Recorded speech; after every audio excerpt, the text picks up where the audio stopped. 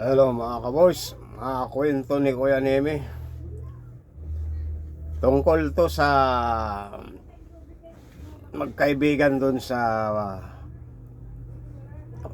Boni.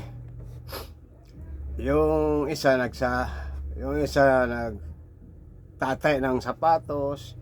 Si Aling Maria naman may kaunting tinda sa bangkita, mga candy, sigarilyo. Itong si Aling Maria, araw-araw yan nagtataya ng loto. Napapansin naman ni Kuya Boy na panaytaya na lang. Ngayon sinita na ni Kuya Boy yung nagsasapatos. Aling Maria, huwag ka nang magtataya dyan, walang mangyayari. Alam mo, sinabi ni Aling Maria, "Oy, Kuya Boy, huwag mo kong pinakikialaman sa pagtataya ko, ah. Ang pakialaman mo yung pagtatahi mo ng sapatos." Ang sabi na, bahala ka, sabi nung nagsasapatos si Kuya Boy. Eto na, araw-araw taya ng taya si Aling Maria. Eto na, biglang nagulat siya nung nakita niya yung taya niya sa loto. Tiningnan niya sa dyaryo, eksakto yung numero.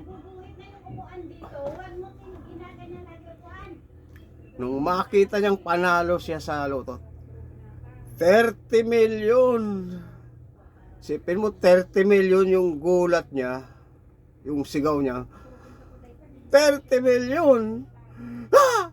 Yung sigaw niya, ang lakas. 30 million! Ah! Alam mo, napulit yung bunganga. Oh my God! Dito sa tuwa. Nagtuduguan na, nakita nung asawa, ano ang nangyari sa'yo? Pinakita na 30 million yung panalo sa loto. Sabi nung asawa, dadalhin kita sa Makati Medical. Nung dadalhin na sa Makati, sabi, naalala nila, kay Dr. Abelo na tayo magpatahi.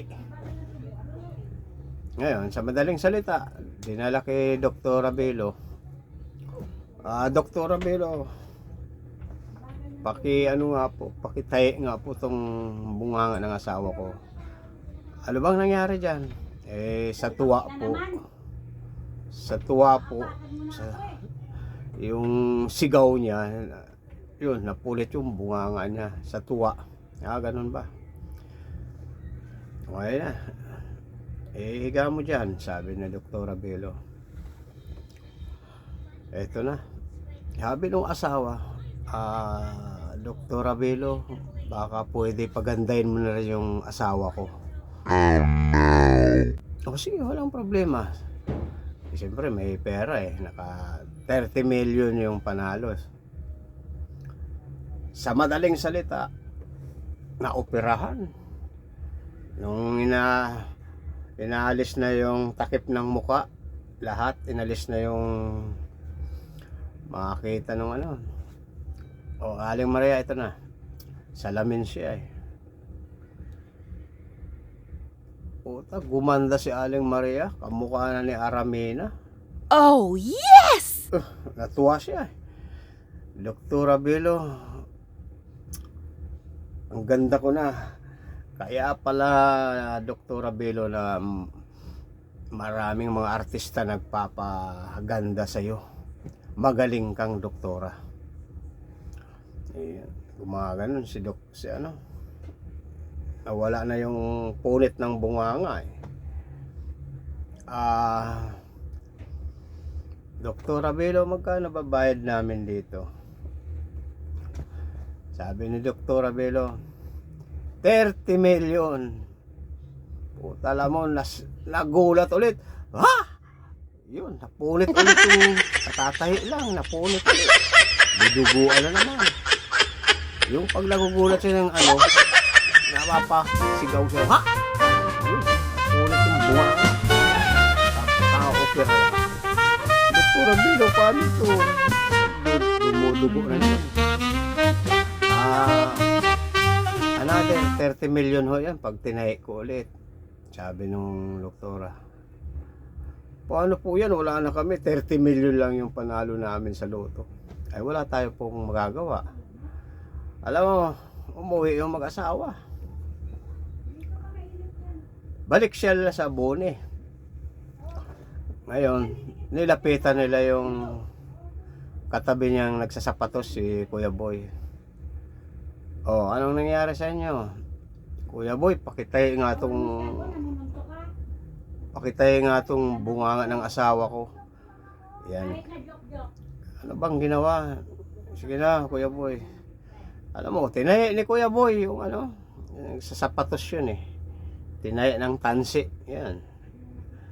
Yan. Tinahi ni Kuya Boy. Mabait naman si Kuya Boy. Tinahi. Sabi, dahan-dahan naman Kuya Boy pagtahi.